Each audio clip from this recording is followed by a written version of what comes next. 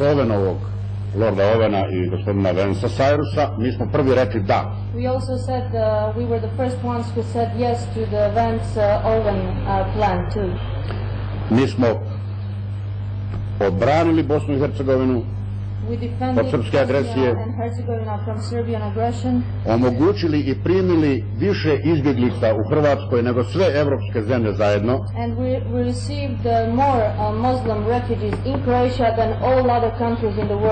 I to u trenutku kad smo bili izloženi srpskoj agresiji i još uvijek jesmo.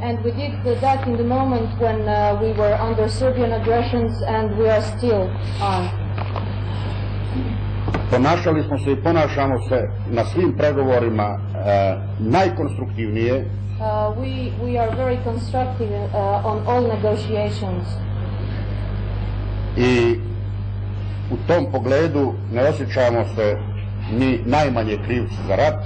And in that way we don't feel guilty at all for this war. Niti smo spremni stalno sjediti na optuženičkoj klupi. And we don't want to be blamed all the time. Ja kao zapovjednik hrvatskih snaga u Herceg Bosni, me as a commander of Croatian units forces in Bosnia, mogu pregristi sve, samo jednu stvar ne smijem, izgubiti rat. I can cope with everything, but I know one thing, I mustn't lose this war. HBO so far has lost a lot of... Ponajprije zbog toga što vi jako dobro znate da biste pobjedili protivnika u ratu treba mrziti, bar do jedne granice. It happened because you know that in war, if you want to win against your enemy, first of all you have to hate your enemy. Mi muslimana nismo mrzili. And we didn't hate Muslims.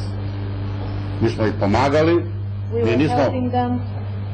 Vojska Hrvatskog vijeća obrane prije svega mentalno nije bila spremna se boriti protiv muslimana koji su za cijelo to vrijeme dok smo mi tako mislili spremali jednu organiziranu vojsku da nas napadne. Because first of all HVO soldiers weren't mentally ready to fight against Muslims. They weren't prepared on that.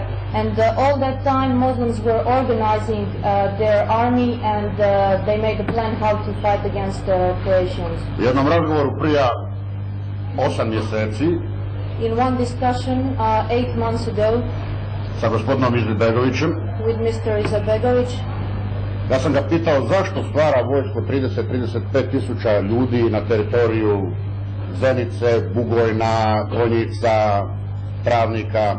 I asked him why he is organizing an army of around 30-35,000 people in the area of Zenica, Bugojno, Travnik. A ne preuzimaju crte koje mi držimo spram srpske armije. And they don't want to take over the front lines which we were keeping against Serbian army. Zašto ne upotrebi tu vojsku da obrani istočnu Bosnu? Why doesn't he use that army to defend eastern Bosnia? Srebrenica, Žepa, Goražde, razbijanje kruga oko Sarajeva. To take control over Srebrenica, Žepča, Goražde and to break the line towards Sarajevo. Pitao sam ga koje je dobro objašnjenje ako tu vojsku ne šalje tamo, osim ako je sprema da udare na Hrvate. So I asked him to give me a good explanation if he doesn't want to send that army against Serbian lines. Then the only solution is that he wants to fight against Croatians. Nažalost, moja predviđanja su se obistinila. Unfortunately, I was right. Iako smo mi bili stalno pod međunarodnim pritiskom da s muslimanima trebamo postaviti nekakav kontakt, da trebamo biti prirodni saveznici, svi naši pokušaji na tom planu ostali su bezuspješni, osim što su nas koštali gubitka teritorija kao u tom trenutku nespremnu vojsku da se bori protiv muslimana. Even if we were under the international